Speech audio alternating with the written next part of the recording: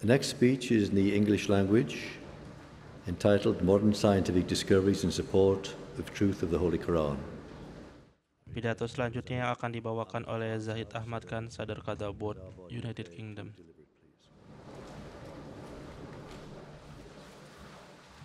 Assalamualaikum warahmatullah. Asyhadu an la ilaha illallah wahdahu la syarika lahu wa asyhadu anna Muhammadan abduhu wa rasuluh. Amma ba'du fa'udzu billahi minasy syaithanir rajim.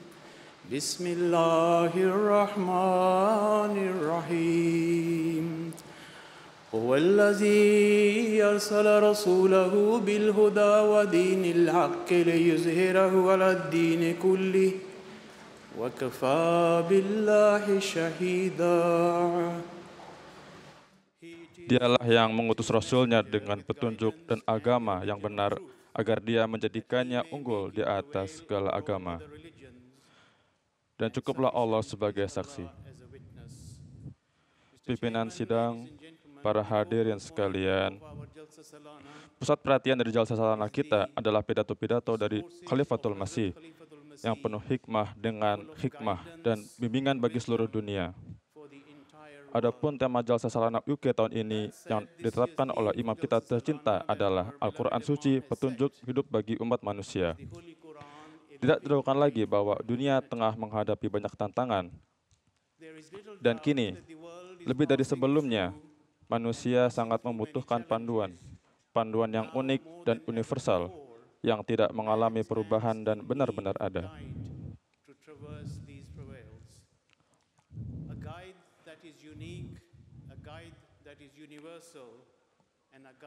Sebuah kitab yang memegang kunci dalam memecahkan permasalahan yang dihadapi umat manusia.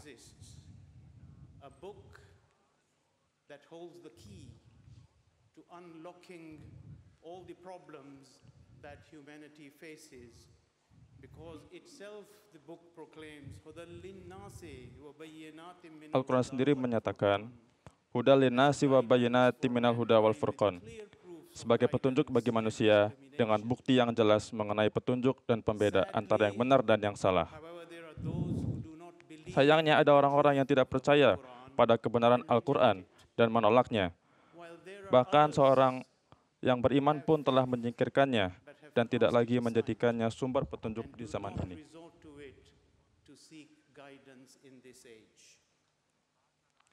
Sebagian orang bodoh bahkan membakar mushaf Al-Quran, berpikir mungkin pesannya akan lenyap.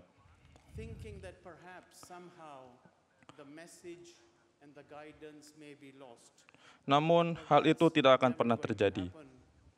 Allah sendiri telah menjamin bahwa inna nahnu nazzalna dzikra wa inna lahu lahafizun. Sesungguhnya kamilah yang menurunkan peringatan ini dan sesungguhnya kamilah yang akan menjaganya.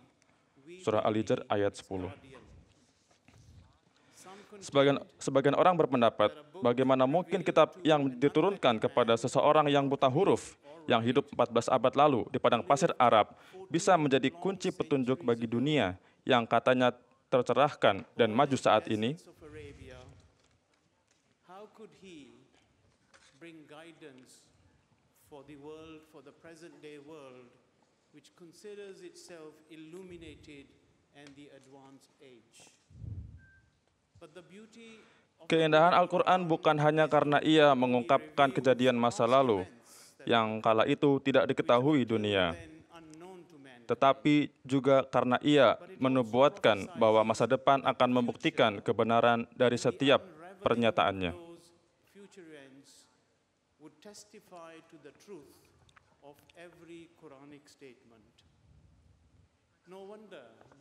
Tidak heran jika Hazrat Masih Maud alaihissalam menyebut Al-Quran sebagaimana beliau bersabda, Al-Quran suci adalah peti harta karun, namun sedikit sekali orang yang menyadarinya. Malfuzat, jilid 2, halaman 334. Apa saja harta karun itu? Beliau sendiri menjelaskan,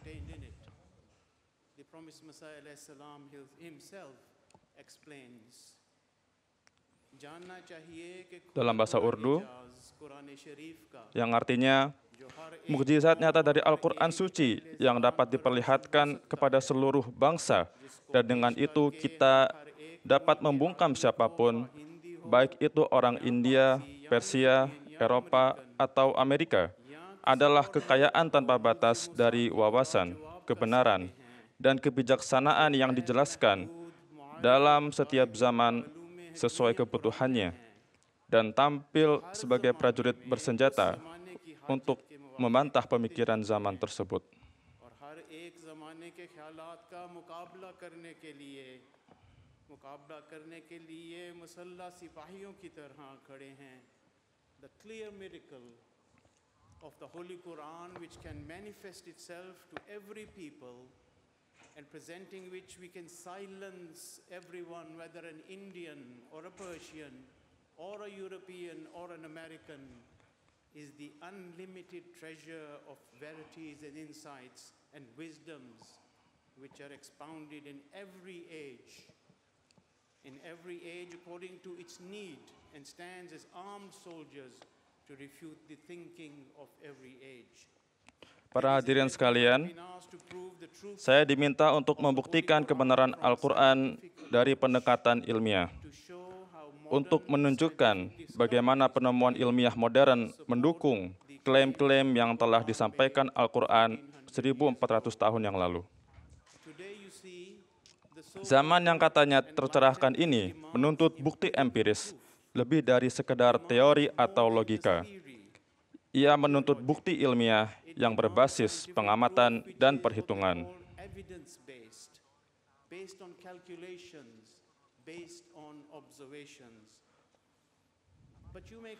Anda mungkin bertanya, Al-Quran adalah kitab suci agama, bukan ensiklopedia ilmu pengetahuan. Mungkin benar, namun tetap ada hubungan di antara keduanya. Hazrat Muslim Maud radhiyallahu anhu menjelaskan dengan indah, Al-Quran adalah firman Allah, dan sains adalah pekerjaan Allah. Maka disitulah keterkaitannya.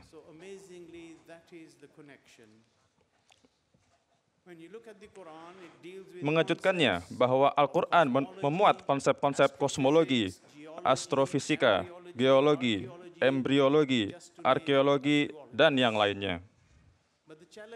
Tantangan bagi saya bukanlah memilih penemuan ilmiah mana yang akan disampaikan, melainkan mana yang harus saya tinggalkan karena keterbatasan waktu.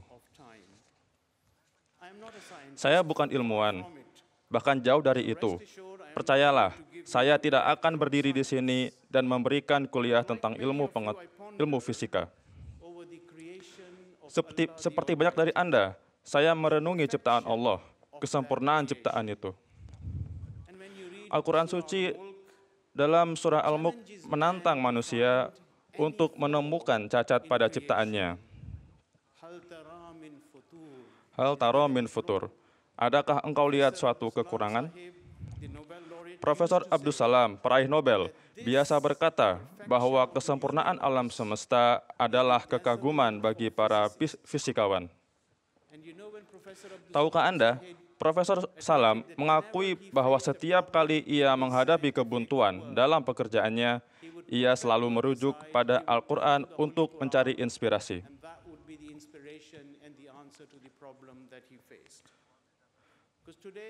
Perhitungan ilmiah menunjukkan bahwa posisi planet-planet kita yang sangat tepat, dengan jarak, massa, dan daya tarik gravitasi yang sesuai, adalah alasan bagi keteraturan sempurna alam semesta. Sebagaimana yang disebutkan dalam Al-Quran, Alladzi khalaqa sab'a samawatin tibaqa, yang menciptakan 7 langit bertingkat-tingkat, surah Al-Mulk. Tanda-tanda ini tidak terbatas pada langit saja. Mereka ada di sekitar kita. Sebagaimana Allah berfirman dalam surah Hamim, Sanurihim ayatina fil afaqi wa fi anfusihim hatta yatabayyana lahum annahul haqq. Kami akan memperlihatkan kepada mereka tanda-tanda kami di ufuk-ufuk dunia dan pada diri mereka sendiri, among their own people. hingga jelas bagi mereka bahwa itu adalah kebenaran. Surah Hamim Sajadah ayat 54. Here Allah has Allah berjanji bahwa kebenaran Al-Quran akan menjadi nyata dalam perkara di bumi dan di alam semesta. matters on this earth and those around us in the universe. When you look at Ketika Anda memandang langit di malam hari, we don't get many of melihat bintang-bintang, bulan, bahkan planet lain dengan mata telanjang, maka pertanyaan mulai muncul. planets. Bagaimana semua ini terjadi? Must cross Apa yang memulai penciptaan ini? this all come about. What happened? When did it happen? And how was it all formed? Inna fi Dalam surah Al-Imran dicantumkan, Inna fi khalqis samawati wal ardi waqtilafil laili wan nahari la ayatil liulil albab. the heavens Sesungguhnya dalam penciptaan langit dan bumi dan pergantian malam dan siang, terdapat tanda-tanda bagi orang-orang yang berakal. standing. Those who remember Allah while standing, sitting, and lying on their sides and ponder over the creation of the heavens and earth. Rabbana ma khalaqta hadha batila subhanaka. Our Lord, Thou hast created. Our Lord, Thou hast not Yaitu created. orang-orang yang mengingat Allah sambil berdiri, duduk dan berbaring, dan mereka merenungkan tentang penciptaan langit dan bumi. Ya Tuhan kami, tidakkah Engkau menciptakan semua ini dengan sia-sia? Creation. Surah Al-Imran ayat 191. It was the work of a Russian physicist and a Belgian cosmologist that postulated that there was a start event. And then in 1924, Hubble with his telescope Para ilmuwan modern telah bergulat dengan misteri awal mula penciptaan alam semesta. Merupakan pekerjaan seorang fisikawan Rusia dan seorang kosmolog Belgia yang mengemukakan tentang peristiwa awal dan dinamika alam semesta. Kemudian pada tahun 1924, Hubble dengan teleskopnya menggunakan data pergeseran merah dan radiasi kosmik berbicara tentang lubang hitam dan Big Bang, yang merupakan teori ilmiah yang diterima secara luas yang menggambarkan perkembangan awal alam semesta. Peristiwa yang mereka hitung terjadi 13,8 miliar tahun yang lalu. Mereka juga sepakat bahwa alam semesta sedang mengembang. The other thing that they all agree upon is the universe is not of a fixed size, but the universe is keeping on expanding. Amazingly, Ini adalah hal yang luar biasa, karena Al-Quran sudah menggambarkan proses ini. this process. Do not Awalam yaral ladzina kafaru anna samawati wal ard kanata ratqan fafataqnahuma. then we close. Tidakkah orang-orang kafir melihat bahwa langit dan bumi dahulu merupakan suatu massa yang menyatu, For instance, lalu kami pisahkan keduanya. Surah Al-Anbiya ayat 31. one of coming together, Al-Quran menggambarkan proses ini dengan sangat jelas dan menakjubkan. total darkness. Contohnya, kata rotqon mengandung dua makna, yaitu menyatu dan gelap total. Mirip dengan deskripsi lubang hitam. Kata fatakna berarti pemisahan mendadak, menggambarkan Big Bang. This refers to the eruption, the instant eruption. This is the Big Bang. And also the Quran says that the universe keeps on expanding. وَالسَّمَاءَ بَنَيْنَاهَا بِعَيْدٍ وَإِنَّا لَمُوسِعُونَ. And the heaven Kemudian dalam Al-Quran disebutkan, powers. wassama'a banainaha bi'aidin wa inna lamusiun. Universe is expanding as I said. Dan langit kami bangun dengan kekuasaan kami, dan sesungguhnya kamilah yang meluaskannya. Scientists, Quran Surah Az-Zariyat ayat 48. and from now, often on the news you will hear of it, that they have discovered Alam that semesta they terus expand mengembang, even more and sebuah penemuan lain yang kini telah disepakati oleh para ilmuwan. understand cosmology.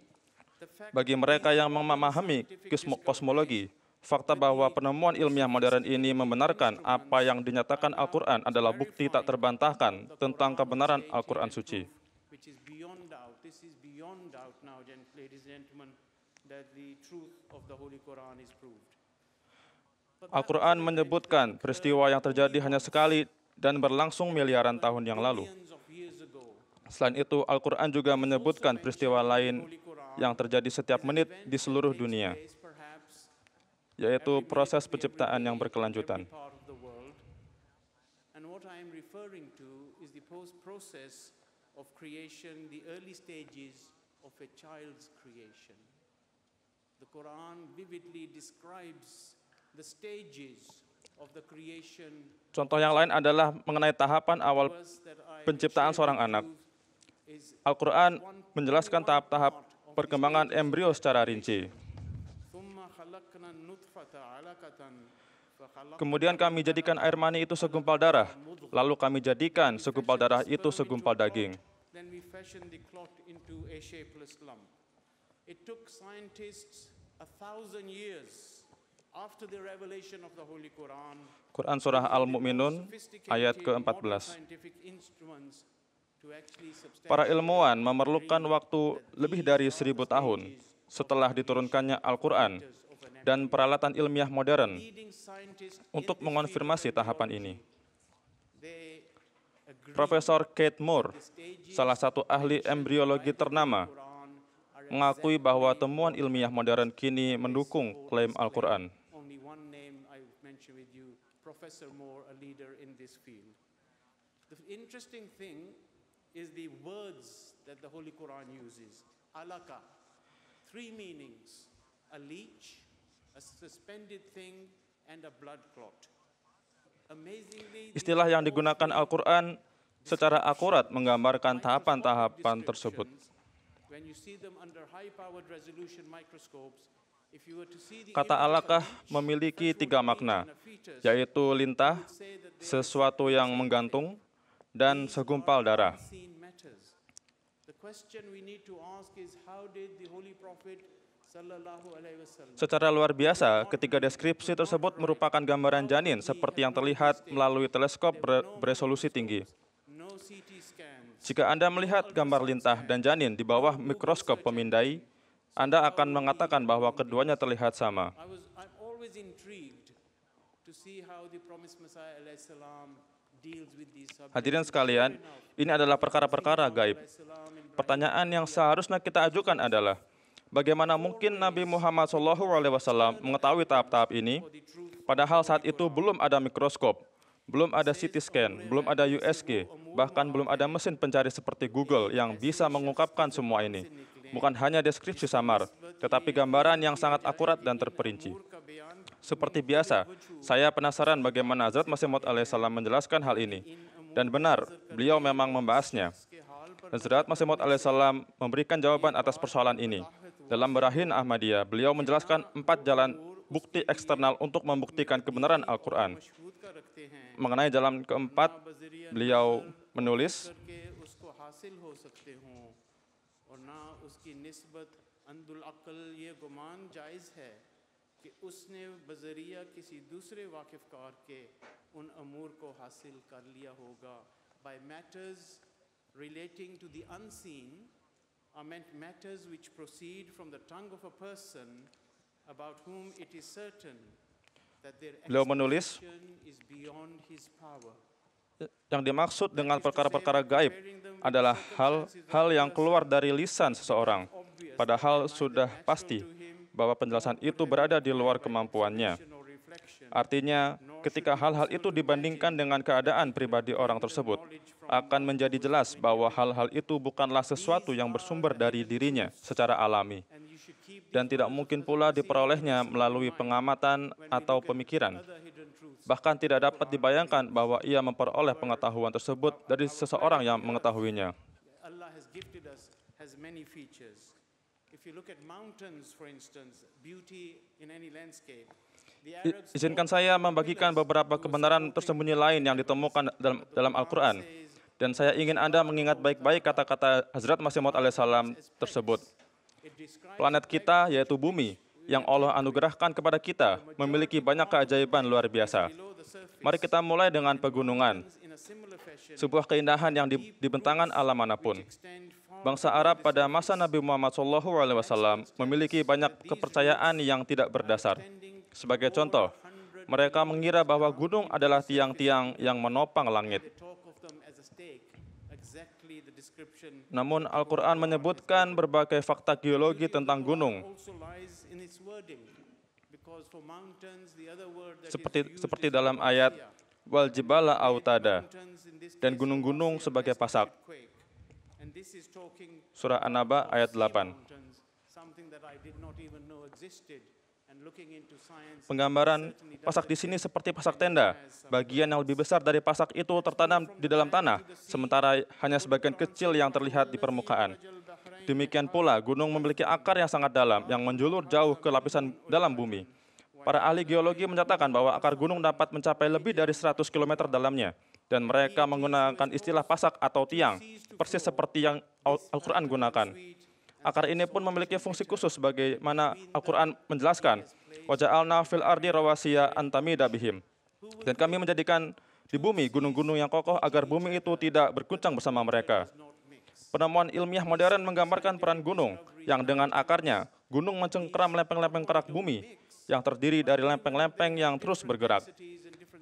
Jadi konsep pasak yang disebutkan Al-Quran pada masa ketika bangsa Arab menganggap gunung sebagai tiang langit, ternyata sangat sejalan dengan pengetahuan ilmiah masa kini. Dari daratan kita berpindah ke lautan.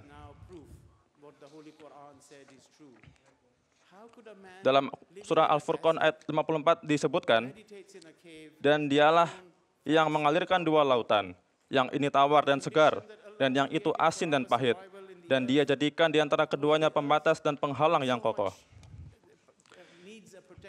Ini adalah suatu fenomena yang merujuk pada lautan-lautan yang berbeda, di mana air dari masing-masing laut bertemu, tetapi anehnya tidak bercampur satu sama lain, seolah-olah ada penghalang di antara keduanya. Hal ini tetap tidak diketahui hingga penelitian ilmiah modern oleh para ahli kelautan menunjukkan bahwa karena perbedaan massa jenis dan tegangan permukaan, hal ini mencegah air untuk bercampur dan menyatu. Terdapat perbedaan massa jenis, bahkan kehidupan laut yang berbeda di dua lautan tersebut, dan penghalang ini membentang dari permukaan laut hingga ke dasar laut.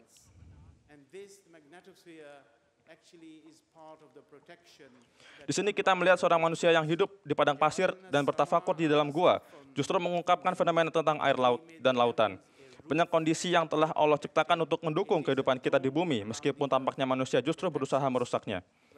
Para ilmuwan mengatakan bahwa jika bumi tidak memiliki lapisan pelindung, kita tidak akan bisa bertahan hidup. Serangan dari sinar-sinar berbahaya akan menghancurkan kehidupan.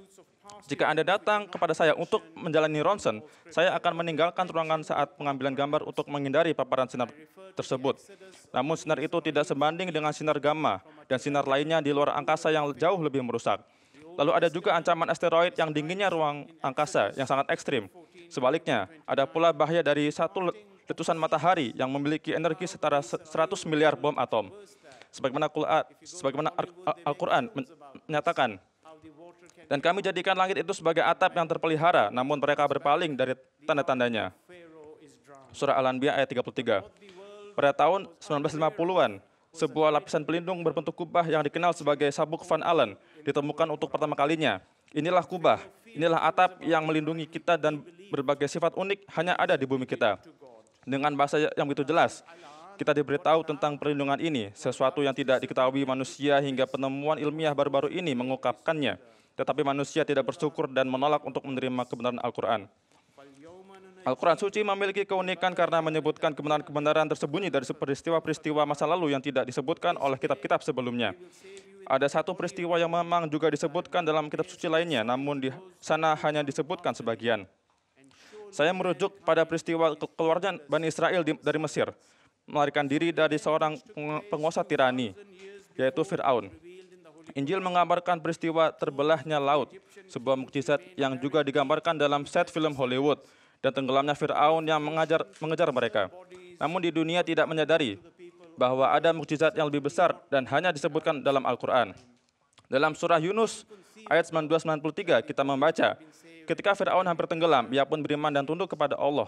Allah berfirman, "Apa sekarang? Padahal sebelum ini kamu telah durhaka dan termasuk orang-orang yang membuat kerusakan. Maka pada hari ini kami selamatkan tubuhmu supaya menjadi tanda bagi orang-orang yang datang sesudahmu. Dan sesungguhnya kebanyakan manusia benar-benar lalai terhadap tanda-tanda kami." Jadi peristiwa yang terjadi lebih dari 2000 tahun sebelum ayat ini diturunkan, makam-makam para raja Mesir tetap terkubur jauh dalam pasir gurun, dan proses mumifikasi untuk mengawetkan tubuh belum dikenal oleh orang-orang pada masa itu, apalagi oleh orang bangsa Arab. Sulit dibayangkan bahwa pertama, tubuh itu bisa diselamatkan, dan kedua, bisa diawetkan. Lalu setelah sekitar 1000 tahun sejak nubuatan dalam Al-Quran ini, mumi-mumi tersebut ditemukan pada tahun 1800-an. Ahli arkeologi forensik dengan metode paling canggih dapat mengonfirmasi identitas para Fir'aun sebagai penguasa pada masa Nabi Musa alaihissalam dan saat peristiwa keluarnya Bani Israel dari Mesir. Al-Quran Suci sangat unik karena sebuah peristiwa yang sudah sangat dikenal, disebutkan secara lengkap. Peristiwa itu tersembunyi selama 3000 tahun, lalu ilmu pengetahuan mengungkapkannya dan menunjukkan kebenaran Al-Quran tanpa ada keraguan. Mumi-mumi tersebut kini disimpan di museum di Mesir, dan ketika Anda melihatnya, Anda menjadi saksi pribadi atas janji Allah kepada Fir'aun. Hadirin sekalian, daftar penemuan ilmiah yang membuktikan kebenaran Al-Quran sangat panjang. Namun waktu tidak mengizinkan saya membahas semuanya. Izinkan saya berbagi satu penemuan terakhir. Dalam surah Fussilat, ayat 21 disebutkan, "Wajuluduhum bima kanu ya'malun," dan kulit mereka menjadi saksi atas apa yang telah mereka kerjakan. Ayat ini terutama merujuk pada hari kiamat, tetapi kedalaman Al-Quran mengandung makna yang sangat luas. Kulit kita adalah organ terbesar di tubuh kita, namun ia tidak memiliki lidah. Lalu bagaimana bisa menjadi saksi? Memberikan kesaksian adalah bagian terpenting dalam menentukan kebenaran dalam setiap perselisihan. Apa yang diprediksi oleh Al-Quran pada waktu itu belum diketahui oleh dunia. Kulit pada ujung jari kita adalah sidik jari yang unik bagi setiap individu, dan penggunaan sidik jari ini baru diterapkan pada abad ke-20. Kulit benar-benar berbicara, mengungkapkan apa yang telah mereka lakukan. Kini hal itu telah berkembang lebih jauh lagi, bahwa DNA dari kulit juga mengungkapkan informasi lebih banyak. Bahkan tidak hanya identitas individu, tetapi juga informasi seperti penggunaan obat-obatan dan lain sebagainya. Sungguh luar biasa bahwa kebenaran yang disebutkan oleh Al-Quran tentang kulit kini telah diakui dan digunakan oleh ilmu pengetahuan modern. Hadirin sekalian, kembali pada apa yang telah dikatakan oleh Hazrat Masih Maud alaihissalam, inilah kebenaran-kebenaran tersembunyi yang disebutkan dalam Al-Quran. Inilah perkara-perkara gaib, perkara-perkara yang Nabi SAW tidak mungkin mengetahuinya dari orang lain manapun. Penemuan ilmiah modern kini mengungkapkan hal ini sebagai bukti tanpa keraguan atas kebenaran Al-Quran Suci.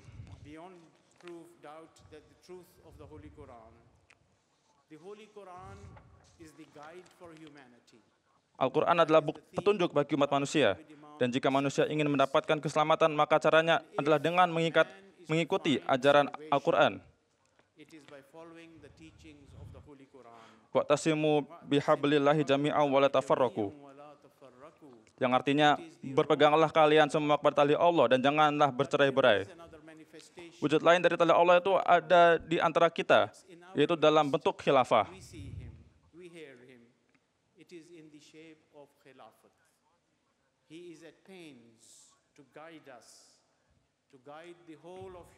Beliau dengan sungguh-sungguh berusaha membimbing kita dan seluruh umat manusia, serta mengingatkan kita untuk membangun hubungan dengan Sang Pencipta. Di sanalah letak keselamatan. Uzur kita telah memilih tema Al-Quran petunjuk bagi hidup manusia dengan hikmah ilahi. Tanggung jawab itu kini terletak di pundak kita, sebuah tanggung jawab yang sangat berat.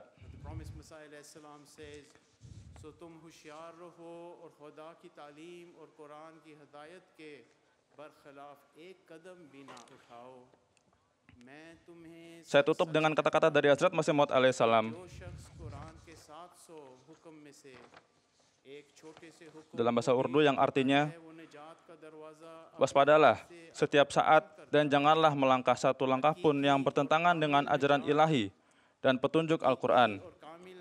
Aku sampaikan kepada kalian dengan sungguh-sungguh bahwa siapapun yang mengabaikan satu saja dari 700 perintah dalam Al-Quran, ia telah menutup pintu keselamatan baginya. Jalan keselamatan yang benar dan sempurna telah dibuka oleh Al-Quran, dan yang lainnya hanyalah pantulan darinya. Karena itu, pelajarilah Al-Quran dengan seksama dan cintailah ia melebihi kecintaan terhadap apapun. Sebagaimana Allah telah menyatakannya kepadaku, segala kebaikan terdapat dalam Al-Quran. Ini adalah kebenaran sepenuhnya. Mereka sungguh celaka yang lebih memilih yang lain daripada Al-Quran. Sumber segala keberhasilan dan keselamatan kalian adalah Al-Quran. Tidak ada satupun kebutuhan agama kalian yang tidak dipenuhi oleh Al-Quran. take a single step contrary to the divine teachings. Essence of Islam jilid 1 halaman 400 sampai 401. Kistenuh Hani Khazain jilid 19 halaman 26 sampai 27. Of the 700 commandments of the Holy Quran shuts upon himself the door of salvation. The ways of true and perfect salvation have been opened by the Quran, and the rest is his reflection. Therefore, study the Quran with care. Hold it very dear with love, that you have not for anything else. As God had said to me, all good is contained in the Quran. This is wholly true. Those people who are to be pitied, those people are to be pitied who prefer anything else to it. The fountainhead of all your prosperity, the fountainhead of all your prosperity and salvation is the Holy Quran. There is no religious need of yours which is not fulfilled by the Holy Quran. May Allah enable me and all of us to be able to be true to that, and may we. Semoga Allah Ta'ala mengaruniakan kita untuk dapat mengamalkan yang ada dalam Al-Quran Karim. Wa akhiru dawana anil hamdulillahi rabbil alamin.